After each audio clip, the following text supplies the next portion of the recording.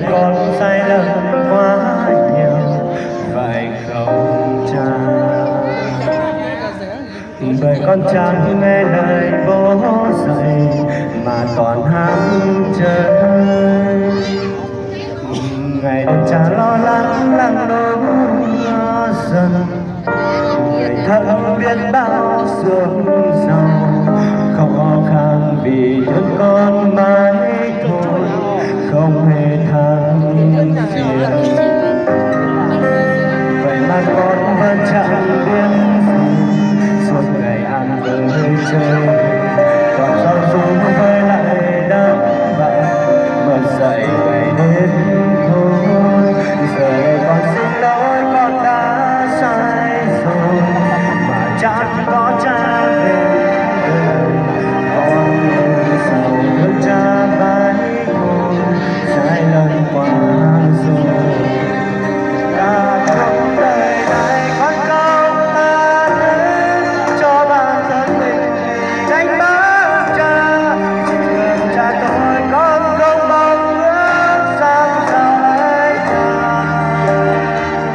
Cầu ông trời cho cha con bên nhau mãi, con hứa quay đầu sống không về sau. Từ nay thề hứa con không sai nữa, cha yêu đời con.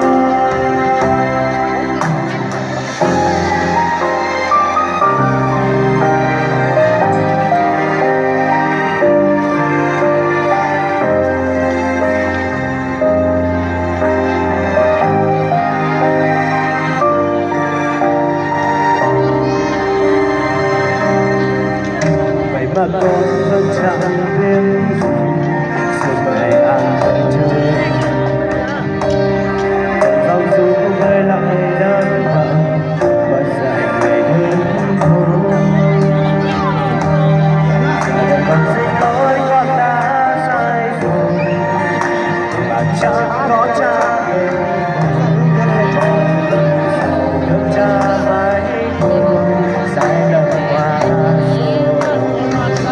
Cả cuộc đời này con không tha thứ cho bản thân mình vì đánh mất cha.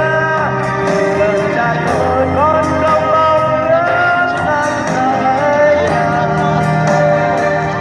Cầu ông trời cho cha con bên nhau mãi, con hứa quay đầu sống tốt về sau. Nay thề hứa con không sai nữa, cha yêu đời con.